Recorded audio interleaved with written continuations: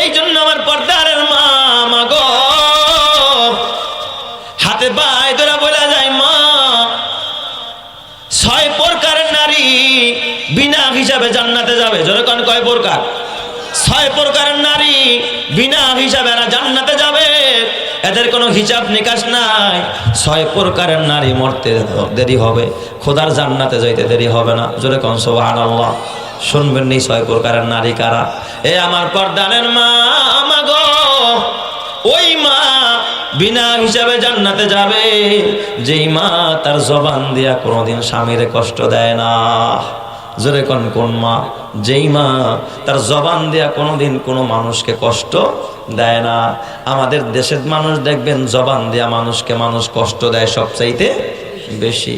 আঘাত, অস্ত্র দিয়ে আঘাত করছেন, এক সময় ভালো হয়, কিন্তু জবানের ক্ষত, এই কথার আঘাত কখনো কি হয় না?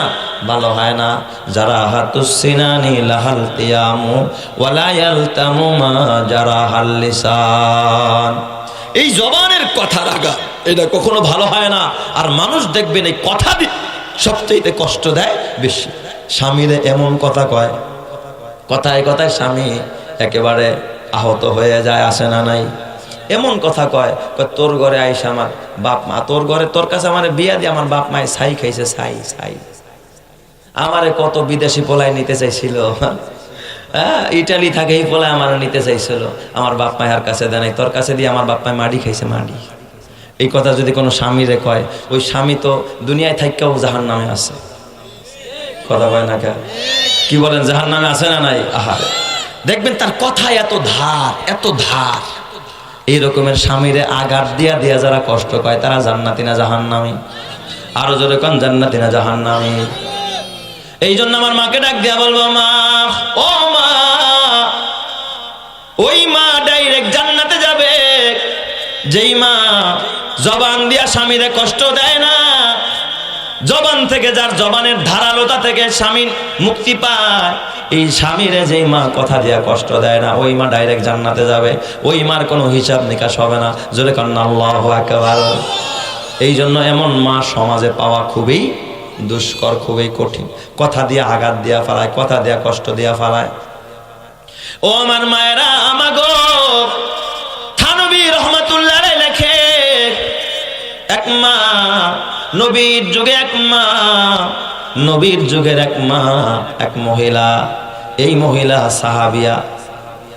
নবীর যুগের ঘটনা বাবা, যে স্বামীরে কষ্ট দিত, স্বামীর অবাধ্য ছিল, দিনের বেলায় রোজা রাখতো, রাতের বেলায় সারা রাত তাহাজ্জুদ পড়তো, কিন্তু তার জবান ছিল বড় ধারালো, কথায় কথায় স্বামীরে কষ্ট দিত, অহংকার করত। আমি তাহাজ্জুদ পড়ি, আমি কোরআন পড়ি, আমি। অনেক সময় আমাদেরকে অনেক মা ফোন দিয়া স্বামীর বিরুদ্ধে কথা বলতে চায়, কয় হুজুর আমি নামাজ পড়ি কিন্তু আমার স্বামীটা নামাজ পড়ে না।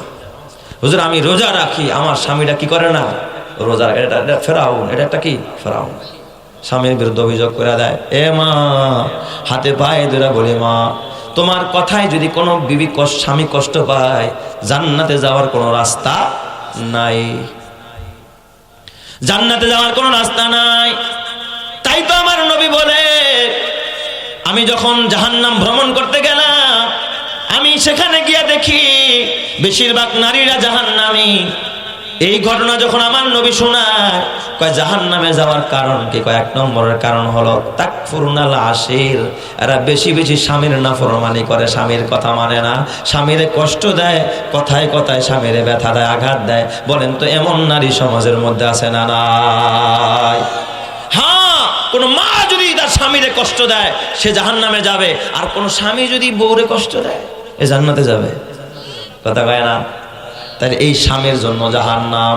হ্যাঁ, সে তোমার ঘরের দাসী না, তুমিও তারে মা বাপ তুইলা গালি দিতে পারবা না, বান্দির মতো ব্যবহার করতে পারবা না। সে তোমার গলার মালা, তারও হক আদায় করতে হবে, তারও হক আদায় করতে হবে। তুমি যদি বিবির হক আদায় করতে না পারো, তোমার জন্য জান্নাতে যাওয়ার কোনো রাস্তা নাই। মায়ের হক যেমন আদায় করা ফরজ, বাবার হক যেমন আদায় করা ফরজ, পাশাপাশি বিবির হক আদায় করাও কি? কথা কয় না কা? আদায় করা দরকার আছে না নাই? বিবির হক আদায় করবে না, তোমাকে কোথায় যেতে হবে? জাহান্নামে যেতে হবে। এই জন্য ওই মা বিনা হিসাবে জান্নাতে যাবে যে জবান কন্ট্রোল করে। জবান দিয়া বেগানা, জবান দিয়া স্বামীরে এবং কাউরে কষ্ট দেয় না, জবানের মধ্যে মধু মাখা। যেমন উম্মে সালমা, আরে হযরতে সাউদার কথা, এই মা সাউদা বিনতে জামা রাদিয়াল্লাহু তাআলা আনহা, তার জবানের মধ্যে মধু। এই মা সাউদার, এই আমার বাবা অনেকগুলো গুণ ছিল, অনেকগুলো কোয়ালিটি ছিল, অনেকগুলো কোয়ালিটির ভিতরে অনেকগুলো গুণের ভিতরে মা সাউদাকে, উম্মুল মুমিনিন মা সাউদাকে বলা হয় উম্মুল মাসাকিন। মা সাউদা ছিলেন উম্মুল মাসাকিন, মানে সকল মিসকিনের মা, সকল গরিব মানুষের মা। কেন তাকে এরকম বলা হলো? মা খাদিজা ধনাঢ্যা মহিলা, সে ছিলেন বড় দানবীর, এটা ছিল তার, এই জন্য খাদিজাতুল কুবরা বলা হইতো। তার মনটা ছিল অনেক বড়, একেবারে সব কিছু আমার নবীরে দেয়া দিছে। কিন্তু হযরতে মা সাউদার একটা গুণ ছিল, তিনি ছিলেন উম্মুল মাসাকিন। তার খেতাব, এটা ছিল তার উপনাম, উম্মুল মাসাকিন, মানে সকল মিসকিনদের মা, গরিবের মা। কেন এই কথা বলা হইতো? কয় সে গরিবরে বড় ভালোবাসতো, ফকিরে বড় ভালোবাসতো, মিসকিন আইলে কখনো খালি হাতে ফিরাইতো না। সুবহানাল্লাহ, জোরে কোন সবাই।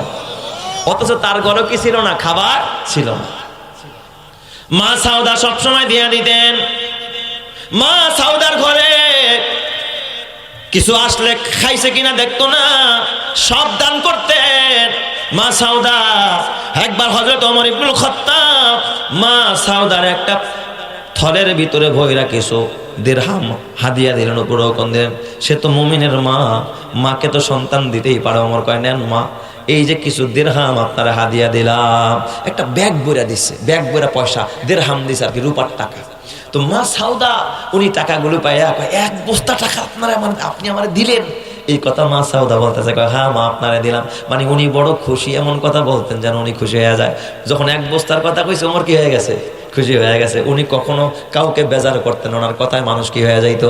খুশি হয়ে যাইতো। এই জন্য ওই মাই দামি, যে মায়ের কথায় একজন মানুষ কি হয়ে যায়? স্বামী খুশি হয়ে যায়। তো এই মা সাউদা উনি দান করতেন, এমন ভাবে দান করলেন, কয় ওই যে ব্যাগের থেকে দিতে দিতে দিতে দিতে নিজের জন্য 1 টাকাও রাখে নাই। আরেকজন সাহাবী বলে, আমি এসে চেক করলাম যে কিছু রাখছেনি, ব্যাগটা উপর করে দেখি খোদার কসম ব্যাগের মধ্যে একটা দিরহামও নাই। সব কি করে দিছে? দান করে দিছে। এই জন্য ওনার খেতাব হয়ে গেছে উম্মুল মাসাকিন, মিসকিনদের মা। সব মিসকিনদেরকে সবসময় দিতেই থাকে, দিতেই থাকে। তিনি হলেন সাউদা বিনতে জামা, নবীর স্ত্রী। জোরে কোন সুবহানাল্লাহ। এ আমার মায়েরা, মাগো, যার জবান কন্ট্রোলে থাকে ওই মা বিনা হিসাবে জান্নাতে যাবে। তাই তো আমার নবী বলে, মাইয়াজমানলি মা বাইনা লাহিয়াইহি ওয়া মা বাইনা রিজলাইহি আজমানু লাহুল জান্নাহ। কয় যার জবানরে কন্ট্রোল করতে পারবে আর লজ্জাস্থান কন্ট্রোল করতে পারবে, আমি মুহাম্মদ ওয়াদা দিলাম সে ডাইরেক্ট খোদার জান্নাতে যাবে। চিৎকার মেরে করেন আল্লাহু আকবার। তার জান্নাতের জামিন আমি হয়ে গেলাম, আমি তার জান্নাতে নিয়ে যাব। আল্লাহু আকবার, জোরে কোন সবাই। এই জন্য এই মুখেই জয়, এই মুখেই কি হয়? এই মুখের কথা সাপের বিষ নামে, এই মুখের কথায় মানুষের চোখে পানি আসে। কথা বল না সবাই। এই জন্য ওই মাই দামি মা, যার জবান কি থাকে? ভালো থাকে, কন্ট্রোলে থাকে। 2 নাম্বার, ওই নারী বিনা হিসেবে জান্নাতে যাবে যার লজ্জাস্থান কন্ট্রোলে থাকে।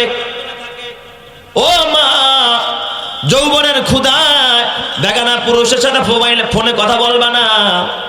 যৌবনের চাহিদা আছে এই দেখে তো আরেকটা পুরুষের লগে ফোনে কথা কয়। বলেন তো আপনার এলাকার ভিতরে 70 বছরের কোনো দাদি কি কোনো দাদার লগে ফোনে কি ইটিস পিটিস আলাপ করেনি? কারণ কি তার কি নাই? যৌবনের ক্ষুধা নাই।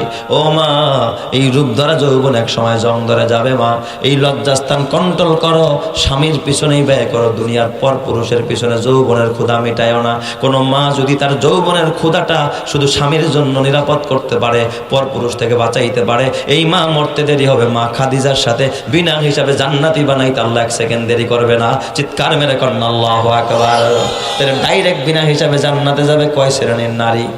6 শ্রেণীর নারী। 1 নম্বরে যে জবান কন্ট্রোল করে, 2 নম্বরে যে লজ্জাস্থান কন্ট্রোল করে। বুঝেন নাই আমার ওয়াজ? 3 নাম্বার, ওই মা ডাইরেক্ট জান্নাতে যাবে যেই মা 5 ওয়াক্ত নামাজ পড়ে। আল্লাহু আকবার, জোরে কোন সবাই। কয় ওয়াক্ত নামাজ? 5 ওয়াক্ত নামাজ। আল্লাহর রাসূল করে আল মারআতু ইজা সাল্লাত খামসাহা। যেই মা 5 ওয়াক্ত নামাজ পড়বে, এটা হলো ওই মায়ের 3 নম্বর আমল, যেই মা বিনা হিসাবে জান্নাতে যাবে। আর 4 নম্বর আমল হলো সামাত শাহরাহা, এবং রমজান মাসের রোজা রাখে। রোজা কখনো কাজা করে না। অনেক সময় দেখবেন আমার মায়ের পিরিয়ড যখন হয় রোজা ছেড়ে দেয়, নামাজের সার আছে কিন্তু রোজার সার আসেনি, এই রোজাটা পরবর্তীতে কাজা করার দরকার আছে না নাই? আমার মা কিন্তু পরবর্তীতে ওই রোজা কি করে না, কাজা করে না।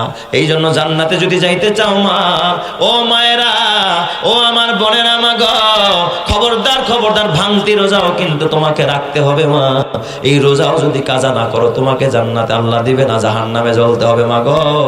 আমি তোমার সন্তান তুল্য মা, এই জন্য তোমার সতর্ক করে গেলাম মা গো। এই কথাগুলো যদি আমি না বলি কিয়ামতে তোমরা বিচার দিবা আল্লাহর কাছে, আল্লাহ এই কথাগুলো আমাদেরকে কেউ বলে নাই তাই আমরা আমল করতে পারি নাই। মা তোমার পায়ে হাত দিয়া বলি মা, রমজানের ভাঙতি রোজাগুলো যদি অতীত জীবনে ছুটে যায়, আর বালেগা হওয়ার পর, প্রাপ্তবয়স্ক হওয়ার পর মা যদি তোমার রোজা ছুটে যায়, সেইগুলো কাজা করার দরকার আছে না নাই? এটা হলো 3-4 নম্বরের আমল। এ বাবা 5 নম্বরের আমল হলো আহসানাত ফারজাহা, যেই মা পর্দা করে চলে, যখন কি করে পর্দা করে চলে।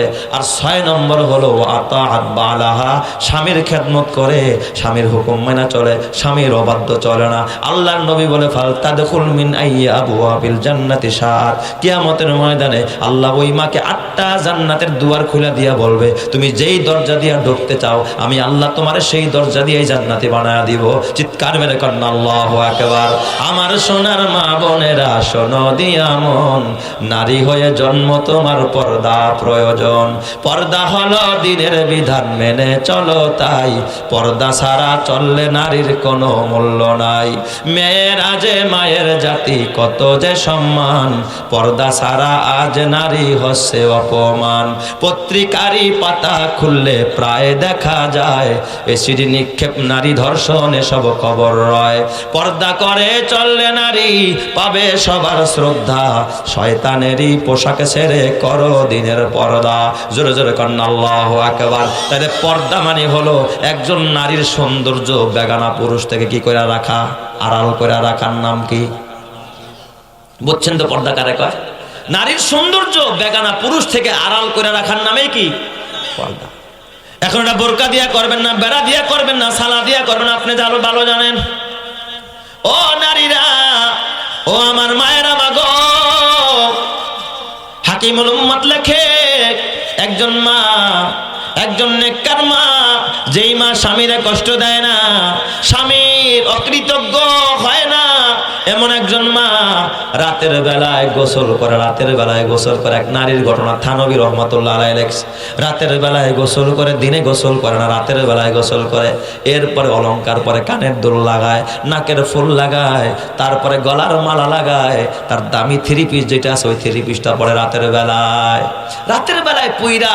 এরপরে যতটুকু তার সাজার মতো প্রসাদনী আছে, একটু যা আছে একটু সেন লাগায়, আতর লাগায়। তারপরে ওই মা, ওই বোনটা তার স্বামীর কাছে যায়।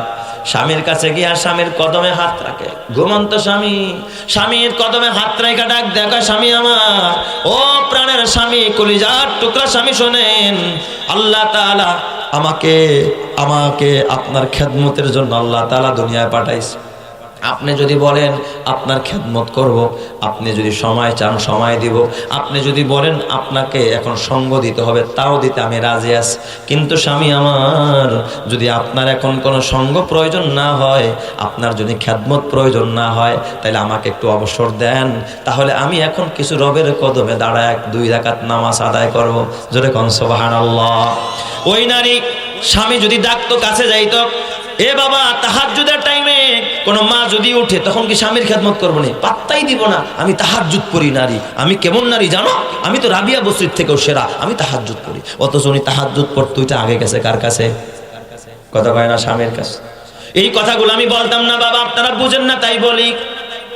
আল্লাহ তাআলা কিয়ামতের ময়দানে কোন নারীকে এই কথা আল্লাহ বলে না, এ নারী, নারীর জন্য কিন্তু তার বাবার খেদমতকে আল্লাহ ফরজ করে নাই, মার খেদমতকে আল্লাহ ফরজ করে নাই। আল্লাহ তাআলা কিয়ামতের ময়দানে বলবে না নারী আমার, আমি কিন্তু তুই মার খেদমত কেন করস না, এই জন্য জাহান্নামে যা। বাবার খেদমত করস তাই কেন, এই জন্য জাহান্নামে যা। কিন্তু আল্লাহ তাআলা হাজারো নারীকে বলবে ওয়াতাকফুরনাল আশিরা, স্বামীর অবাধ্য ছিল, স্বামীর কথা মানে নাই, স্বামীর সেবা করে নাই, স্বামীর হুকুম মানে নাই, এই জন্য জাহান্নামে জ্বলতে হবে। তাইলে একজন নারীর জন্য বাবা মার চাইতেও স্বামীর মর্যাদা হাজার গুণ। বুঝেন নাই কথা? এটাকে বলে ওয়াজ। যুবক ভাই হাতে পায়ে ধরে বলে যায়, বুঝেন না আপনারা, বুঝেন না। আল্লাহর রাসূল বলে লাউ কুনতু আমুরু আহাদান আইয়াসজুদা লি আহাদিন লা আমারতুল মারআতা আন তাসজুদা লি যাওজিহা। আল্লাহর নবী বলে যদি দুনিয়ার কোনো মানুষকে সেজদা দেওয়ার পারমিশন থাকতো, যেটা নাজায়েজ, নাজায়েজ দেখেই তো আমি পারমিশন দেই নাই। যদি আল্লাহ তাআলার পক্ষ থেকে কোনো পারমিশন থাকতো যে মানুষ হয়ে মানুষকে সেজদা দিতে পারবে, তাহলে দুনিয়ার নারীদেরকে বলতাম, খেয়াল করেন, লাউ কুনতু আমুরু আহাদান আইয়াসজুদা লি আহাদিন লা আমারতুল মারআতা। তাহলে আমি দুনিয়ার নারীদেরকে বলতাম, স্ত্রীদেরকে বলতাম, মহিলাদেরকে বলতাম, তোমরা তোমার স্বামীর পায়ে সেজদা দাও। বাবার কথাও বলে নাই। তাইলে আমি বলতাম, এ নারীরা, তোর বাবার পায়ে সেজদা দে, তোর মায়ের পায়ে সেজদা দে, তোর পীরের পায়ে সেজদা দে। এই কথা নবীজি কিন্তু বলে নাই। নবী বলছেন যদি সেজদা দেওয়ার পারমিশন থাকতো, তাইলে আমি নারীদেরকে বলতাম তুই তোর স্বামীর পায়ে সেজদা দে। তাইলে একজন মায়ের কাছে, একজন মহিলার কাছে বলেন তো, মা বাবা বড় না স্বামী বড়? আমার ওয়াজ বোঝেন নাই আপনারা? ক্লিয়ার নাকি কোনো ভেজাল আছে? ক্লিয়ার না? আমার মায়েরা বেজার হয় না। ও মা, স্বামীরে বেজার করে জান্নাতে যাওয়ার কোন রাস্তা? ক্লিয়ার কথা, একেবারে ক্লিয়ার কাট কথা। স্বামীরে বেজার করে জান্নাতে যাওয়ার কোন রাস্তা নাই। মা, মা রাবেয়া বসরি, এত বড় আবেদা মা রাবেয়া, দাসীর ঘরে দাসী, বান্দির ঘরের বান্দি। তার বাবাও একজন গোলাম, তার মাও একজন দাসী ছিল। মা রাবেয়া, রাবেয়ারা ছিল 4 বোন। কয় বোন? প্রথম বোনের নাম ওয়াহেদা, দ্বিতীয় জনের নাম সানিয়া, তৃতীয় জনের নাম সালেসা, চতুর্থ মেয়ের নাম হলো রাবেয়া। রাবেয়া মানে চতুর্থ মেয়ে। আলেম ওলামারা ভালো বুঝবে, রাবেয়া তো অর্থ কি? চতুর্থ মেয়ে। এই রাবেয়া ছিল চতুর্থ মেয়ে। তার বাবাও দাস ছিল, গোলাম ছিল, তার মাও একজন গোলাম, দাসী। তো এখন অভাবে পড়ছে। অভাবের সময় দেখবেন আমরা যেমন বেশি অভাবে পড়ে যাই। ঘরে একটা ছাগল থাকলে কি কই? ছাগলটারে বেচ্চা তারপরে অভাব দূর করো, ঋণ শোধ করো, পোলার চিকিৎসা করো, করেন না আপনারা? 2টা মুরগি থাকলে কি কয়? বেচ্চালা। তো আগের যুগে তো মানুষ এত গরু ছাগল পালতো না। মানুষ মানুষকে কি করতো? বিক্রি করতো, গোলাম হিসাবে, বান্দি হিসাবে। রাবেয়ার মা ডাক দেখা, স্বামী গো, ঘরে ভাত জোটে না, সংসারে কোনো খাবার নাই। আপনারা বলেন, মানুষ সব সময় কোন জিনিসটা বেচতে চায়? যেটা দেখবেন দেখতে ভালো লাগে না, পছন্দ হয় না, ঠিক না? ভালোটা আউশের জিনিস সাধারণত বেচতে, এই গরুটা এখন বেচছো না, কোরবানির সময় বেচছো, এটার দাম বেশি আছে। এখন ওই ল্যাংড়াটারে বেচালাও, কানাডারে বেচালাও, বাচ্চাটারে বেচালাও, যেটা দুধ কমায় এটারে বেচো। কথা কয় না গা? তো রাবিয়া তো চতুর্থ মেয়ে। এটা দেখতেছিল একবার বাইটটা, ঠোঁটগুলো ছিল ঝুল্লাও করছে, একটু মোড়া মোড়া ঠোঁট, আর নাক বোসার বোসা, আর এই যে পায়ের গোড়ালি ফাটা, আর শরীরে মুখে কয় দুর্গন্ধ, আর বন্দা নারী, যার পেটে কি হয় না? বাচ্চা হয় না। রাবেয়ার মা ডাক দেখা, স্বামী গো, অভাবের সংসার, এই অভাবের মধ্যে সংসার চলে না। তাহলে একটা তো মাইয়া বেচা দরকার, বেচা তো গোলাম বানায়, বান্দি বানায় বেচা দরকার, তারপরে সংসার চালানো দরকার। তাহলে চতুর্থ মেয়ে যে এটা রাবেয়া, রাবেয়ার এই বেচা দাও, এটারে বিক্রি করে কিছু পয়সা হলে আমরা সংসারটা চলবে। এই রাবেয়ারে বিক্রি করে দিছে বাজারে নিয়ে। আমার মায়েরা, মা গো, মা রাবেয়াকে বিক্রি করে দেয়। মা রাবেয়ার কোনো গুণ আছে? যা আছে সব কি দোষ। বাইটার বাইটা, কালার কালা, ঠোঁট হলো ঝুলাইনা, নাক হলো বোসা, আর মুখে কয় কি? দুর্গন্ধ। হ্যাঁ, এমন মেয়েকে কেউ বিয়ে করতে চায়? আবার আরেকটা গুণ আছে, বদনাম আছে, সেটা হলো বন্ধা মহিলা, বাঞ্জা, বাজা বাজা কয় না? তার মানে যার পেটে কি হয় না? বাচ্চা হয় না। এমন একজন নারী ছিলেন, মারা গেছে, বিক্রি করে দিছে। গোলামের ঘরে থাকে, মালিকের ঘরে থাকে। মালিক একটা ঝুপড়ি বানায় দিছে পাশেই। মালিক মাঝে মাঝে চিন্তা করে একটা নারী বাহিরে থাকে, আবার চরিত্র খারাপ কিনা, বেগানা পুরুষ তার ঘরে ঢুকায় কিনা। মাঝে মাঝে মালিক তারে পাহারা দেয়। হঠাৎ মালিক একদিন বের হয়েছে জরুরত ছাড়ার জন্য। হঠাৎ রাবিয়ার ঘরের পাশে তাকায় দেখে রাবিয়ার ঘরের মধ্যে নিবু নিবু বাতি জ্বলে, আর ফিস ফিস করে রাবিয়া যেন কার সাথে কথা কয়। রাবিয়ার মালিকের ভিতরে সন্দেহ ঢুকছে, ও তুমি বুঝি এইখানে বৈশা বৈশা আরেকজনের লগে ইটিস পিটিস করতেছো না? এই যে কার লগে মনে হয় দেখবেন মাইয়ায় লেপের নিচে কম্বলের নিচে শুয়া শুয়া কার লাগে যেন আস্তে আস্তে কথা কয়।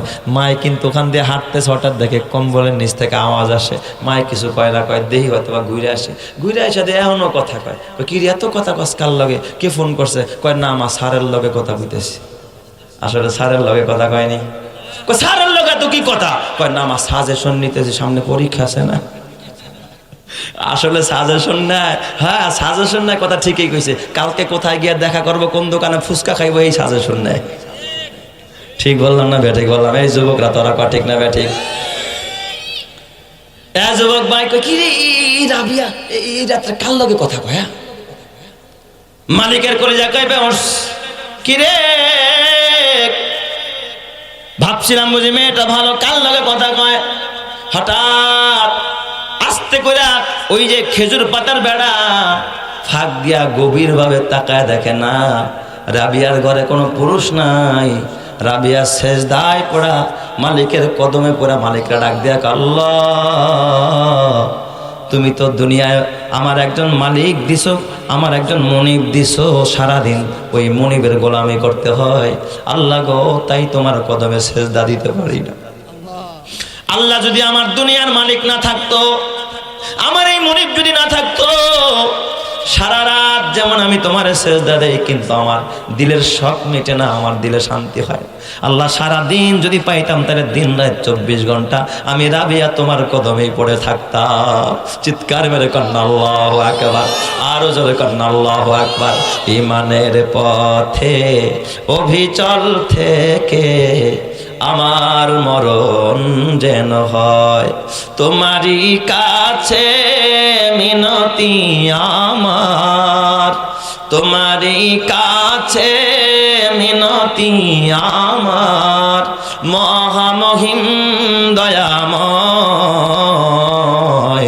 ইমানের পথে অভিচল থেকে আমার মরণ যেন হয়, প্রতিদিন মিথ্যের মুখোমুখি হয়, বেদিন ফাঁসে কেরা করে হইচই, আজাজিল এসে গোমরাহি সুর গানে করে তুলে মোহময়। ইমানের পথে অভিচল থেকে আমার মরণ যেন হয়। জোরে জোরে বলেন আমিন। হয় না আরো জোরে বলেন আমিন। মা রাবিয়া এইভাবে করে কাঁদতেস, আল্লাহ মালিক সব কথা শুনতেছে। রাবিয়া কি কয়, আল্লাহ গো দুনিয়ার মালিক না থাকলে তোমার এই শুধু সেজদা দিতাম, আর কোনো কাজ করতাম না। এই কথা যখন মালিক শুনছে সকালবেলা রাবিয়ার ডাকছে, রাবিয়ার ডাক দেয়া কয় রাবিয়া ওই জাতের কসম করে কই আজকে থেকে আমি তোমার আজাদ করে দিলাম। রাবিয়া আজকে থেকে আমি তোমার মুক্ত করে দিলাম। ও রাবিয়া আমাকে আর কোনোদিন খেদমত করতে হবে না, যাও যাও আমি তোমার স্বাধীন করে দিলাম, এখন থেকে আমার কাজ করা লাগবে না। রাবিয়া চোখের পানি ফালা কান্দে আর ডাক দেয়া কয় মুনি আপনি যদি আমার আজাদ করে দেন আমার মাথা গোজার ঠাই নাই, যাওয়ার মতো জায়গা নাই, কে আমার থাকার জায়গা দিবে, কে আমার খাওয়ার দিবে? ডাক দেয়া বলে রাবিয়া যাও যাও, শুধু আজাদ করলাম তা না, আজকে থেকে আমি তোমার গোলাম হয়ে গেলাম। তুমি আমার বাড়িতে থাকবা, খাইবা, আমি দেখাশোনা করব, কিন্তু আমি তোমার দ্বারা কোনো খেদমত নিব না, তুমি আমার মালিকের খেদমত করবা। চিৎকার মেরে কন্যা আল্লাহু আকবার। যাদের প্রেমেতে তুমি গো আজ হলে দিওয়ানা, এরা জেনে নাও কেউ কবরের সাথী হবে না। যাদের প্রেমেতে তুমি গো আজ হলে দিওয়ানা, এরা জেনে নাও কেউ কবরের সাথী হবে না। কেউ বুঝা তোমার নিবে না সেই হাসর ময়দানে, কেউ বুঝা তোমার নিবে না সেই হাসর ময়দানে। কি আমল তুমি করলে নিয়ে যাবে সেইখানে, ফুল ফোটে যেমন ঝরে তেমন খোদার বাগানে, আয়ু আয়ু কতক্ষণ কার এখানে কে বলো জানে। তাই থাকতে সময় নাও বুঝে ভাই জীবনের মানে, সব আছে লেখা দেখে না ওই আয়াত কোরআনে, সব আছে লেখা দেখে না ওই আয়াত কোরআনে। এই মহল কোঠা সোনা দানা সব পরে রবে, এই সব কবরে নিয়ে গেছে কে বলো কবে। এই দালান কোঠা জমিদারি সব পরে রবে, এই সব কবরে নিয়ে গেছে কে বলো কবে। 2 গজ জমি কয়েক গজের ওই সাদা কাফন, শুধু এইটুকুতেই হবে তোমার জেনে নাও দাফন। যা পুঁজি তোমার এখনো তার বুঝলে না মানে, যা পুঁজি তোমার এখনো তার বুঝলে না মানে, সব আছে লেখা দেখে না ওই আয়াত কোরআনে। ফুল ফোটে যেমন ঝরে তেমন খোদার বাগানে, আয়ু কতক্ষণ কার এখানে কে বলো জানে। আল্লাহ তুমি বুঝার তৌফিক দাও, জোরে কানা আমিন। এ আমার বাবা, ও আমার পর্দার মা, মাগো আমার প্রতি কোনো রাগ রাখো না মা, ওই রাবিয়ার মতো হয়ে যাও। ওই মা রাবিয়া, তার মালিক লেখে যেই ঘরের ভিতরে রাবিয়া নামাজ আদায় করত, রাবিয়ার চোখের পানিতে যায় নামাজ ভিজতো, মাটি ভিজে যাইত, মরুভূমির মাটি ভিজে এতটা কাদা হয়ে গিয়েছিল, ওই জায়গা থেকে ঘাস উঠে গিয়েছিল রাবিয়ার চোখের পানির বদৌলত। এই জন্য আমার মা এই রূপ ধরা যৌবন জম ধরে যাবে মা, মাগো এই রূপের সৌন্দর্য শুধু স্বামীরে দেখাইবা, বেগানা মানুষরে দেখাইবা না, মার্কেটের দোকানদাররে দেখাইবা না, এ পার্টিতে গিয়া দেখাইবা না, জাহান্নামে যাইবা মা। রূপের সৌন্দর্য শুধু একজনের জন্য হালাল, বলেন সে কে? আরো জোরে বলেন না সে কে? স্বামী। এই রূপের সৌন্দর্য অন্য কাউরে দেখানো যাবে না রে মা। এই জন্য যুবক ভাই, তুই তোর বিবিটারে পর্দা করা, তুই তোর ভাইটারে বোনটারে পর্দা করা, তুই তোর নাতনিটারে পর্দা করা। একজন মা যদি জাহান্নামে যায়, একা যাবে না, স্বামীরে জাহান্নামে নিয়ে যাবে, বলবে আল্লাহ আমার স্বামী আমারে পর্দা করায় নাই। বাবারে নিয়ে যাবে, বলবে আল্লাহ আমার বাবা আমারে পর্দা করায় নাই। আরে বড় ভাইরে নিয়ে যাবে, বলবে আল্লাহ আমার ভাই আমারে পর্দা করায় নাই, আমারে প্যান্ট শার্ট কিনা দিছে আমার আরো ইং করার মতো, আমারে গুনাহ করার মতো মোবাইল কিনা দিছে। ও আমার যুবক ভাইয়েরা এবং বড় ছেলেরা জাহান্নামে নিয়ে যাবে। আল্লাহ গো, আমি তো বুঝতাম না, আমার ছেলেটা আমারে কোনোদিন বুঝায় নাই, এই কারণে আমি পর্দা করে নাই, বোরকা কিনে নাই, আমি কখনো হাত মোজা পা মোজা লাগাই নাই। এই জন্য যুবক ভাই, তুমি আমিও বাঁচতে পারবো না, কারণ আমাদের নারীরা হয়তো কারো মা, কারো বোন, কারো স্ত্রী অথবা কারো মেয়ে।